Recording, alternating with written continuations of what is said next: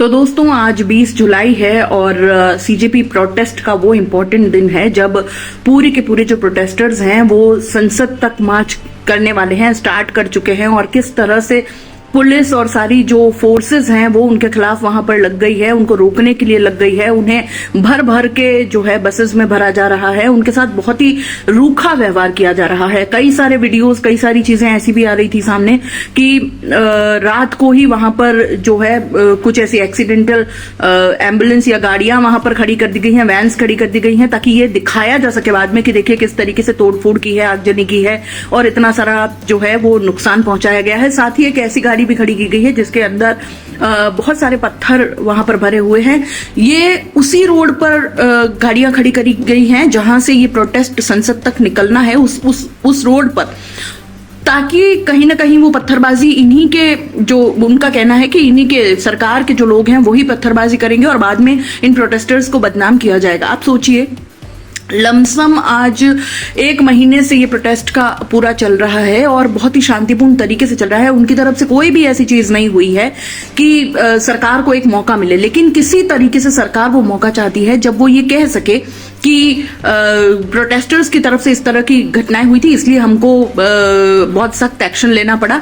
ठीक वैसे ही जैसे सोनम वांगचुक सर को अंदर किया गया, दिल्ली हाई कोर्ट का आदेश का बहाना बना करके उन्होंने से वॉच रखने को कहा था, लेकिन जिस तरीके से, जिस इंसल्टिंग वे में उनको उठा करके सफेद चादर में लपेट करके वहां ले गए हैं और सोनम सर बार बार ये चीज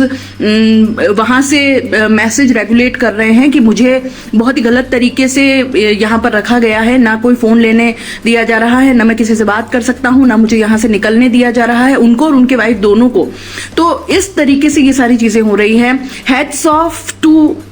उन लोगों को जो वहां पर किसी भी तरीके से पहुंच रहे हैं, फिर चाहे वो कलाकार हों, चाहे वो नेता हों। कई लोग वहां पर पहुंच रहे हैं, शबाना आजमी वहां पहुंची है, प्रकाश राज वहां पहुंचे हैं, कई नेता वहां पर लगातार, इकरा हसन और सपा नेता और विजय थलापति के भी पहुंचने की जो है वो वीडियोस वहां पर आ रही थी, लेकिन लगातार लोगों का वहां पहुंचना है और स्टूडेंट्स को सपोर्ट करने के लिए वहां पर लोग बड़ी संख्या में पहुंचे। जो कह रहे थे कि इतने सारे जो मिलियंस में फॉलोअर्स थे कोई नहीं आ रहा है, 400 लोग हैं, लेकिन अब अगर आप देखेंगे तो वहां पर सड़कें इतनी ज्यादा भर गई है कि पैर देने की जगह नहीं है और ये सारी चीजें चल रही हैं। झूठी बातें जनता तक जो है मेन स्ट्रीम मीडिया फैला रही है। अगर वहां पर ये जो फ्रीलांसर्स हैं, जो पत्रकार है, डिजिटल पत्रकार है, यूट्यूबर्स है, अगर वो नहीं होते तो सच्ची मैं आपको बता रही हूँ कि सच खबर तक आप तक नहीं पहुंचेगी। इस तरीके से मीडिया जो है वो कॉम्प्रोमाइज्ड हो चुका है, सारी चीजें उल्टी बताई जा रही। सोनम वांगचुक सर को बदनाम किया जा रहा है और भी न जाने क्या क्या, उन बातों पर हम जाना भी नहीं चाहते। लेकिन मेरा सवाल हमेशा से एक ही है, जब से ये प्रोटेस्ट चल रहा है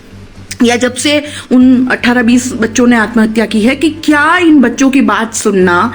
इतना ज्यादा मुश्किल है कि मतलब आप सब कुछ करेंगे लेकिन एक कन्वर्सेशन आप इनिशिएट नहीं कर सकते उन्हीं लोगों से, उन्हीं जनता से जिसने आपको वोट किया है, जिसने आपको चुना है, जिसने आपको उस गद्दी पर बिठाया है।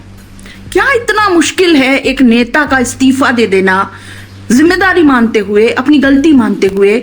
नैतिकता के आधार पर भी दे देना चाहिए था बिना मांगे। लेकिन अब जब पब्लिक आपके खिलाफ इतने दिनों से, वो बच्चे भूखे वहां पर बैठे हैं, सिर्फ सोनम वांगचुक सर की बात नहीं है, वहां पर और भी बच्चे हैं जो 20-22 दिन से भूखे बैठे हैं और मतलब क्या कहें, वो बहुत सारे बच्चों के भविष्य को लेकर के वहां पर लड़ रहे हैं और इस देश का भविष्य संघर्षरत है। और अगर आपको फर्क नहीं पड़ रहा है ना, तो आप मान लीजिए कि आप में इंसानियत खत्म हो गई है। सरकार में तो है ही नहीं, सरकार में तो है ही नहीं। संविधान की सारी बातें ताक में रख करके अब ये सत्ता जो है वो तानाशाह का रूप कब से ले चुके हैं, लेकिन अब ये प्रूवन है कि जनता की बात नहीं सुनी जाएगी इस तरीके से। और अब ये आप देखिए, इतना प्रोटेस्ट करने के बावजूद ये कुचलने को तैयार हैं, रोकने को तैयार है, लेकिन एक कन्वर्सेशन इनिशिएट करने को तैयार नहीं है, बात मानने को तैयार नहीं है। अब आगे क्या होगा, आज 20 जुलाई है, बहुत कुछ होना है। लगातार मैं आपके साथ बनी रहूंगी और बताऊंगी कि किस तरीके से ये प्रोटेस्ट आगे चल रहा है और आपको बहुत सावधान होने की जरूरत है। एक और खास बात, इस प्रोटेस्ट में और कुछ हुआ हो नहीं हुआ हो, लेकिन इस सरकार का सबसे बड़ा डर हिंदू मुस्लिम एकता। सीजेपी प्रोटेस्ट ने एक चीज कर दी है, हिंदू मुस्लिम सिख ईसाई चारों को एक साथ ला करके खड़ा कर दिया है। और यह तय हो गया है कि जब ये चारों एक साथ आकर के खड़े हो जाते हैं ना, तो भारत बहुत मजबूत हो जाता है, आपकी बात बहुत मजबूत हो जाती है, आपके मुद्दे बहुत मजबूत हो जाते हैं और सरकार इससे डरती है। Keep in mind.